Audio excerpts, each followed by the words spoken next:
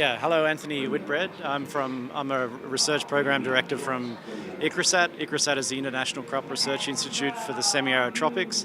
It's in Hyderabad. It's the headquarters of a global organisation that's in about 13 countries and 13 countries in Africa as well. We work on the semi-arid, which is the dry land areas where we often have drought and high heat events. So today we've been talking about climate change, and climate change affects very much the semi-arid areas. It's leading to, in some cases, lower rainfall, higher temperatures, but more erratic, more variable rainfall and more variable weather conditions.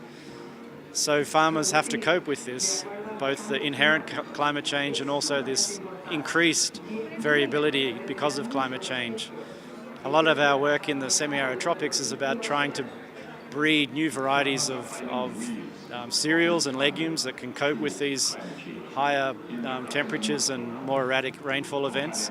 We also work on farming systems to help adjust farming systems to more resilience so that we can maintain income as well as resilience. We do this through a number of ways. We do a lot of research. We do a lot of research with farmers and participative research, and we're also trying to look at innovations like digital agriculture and how that might create innovations for smallholder farmers. And this is one topic which I think can attract youth back to agriculture, because youth are very interested in digital means of communication, and I think as the farming communities have more access to phones and smartphones and so forth, I think delivering information through smartphones and ICT technologies will create new business opportunities. So today's session was all about whether we've got enough climate-smart agricultural technologies for coping with climate change in India. And this is a very complex subject, but we have many technologies that are relevant, but it's actually deploying those technologies in the areas where they should be.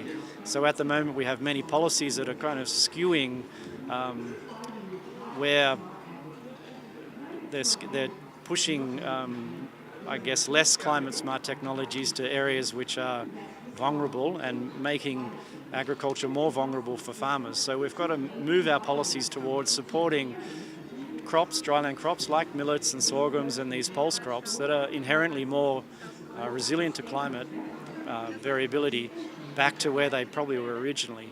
And this needs quite a change in policies. It needs new infrastructure for regions that creates market points, storage facilities. It needs educating farmers and extension officers in taking on these quite knowledge-intensive interventions. And it also needs to bring new varieties and new farming systems to these areas. So it's a complex subject, but we're working hard to bring prosperity to the farmers of India.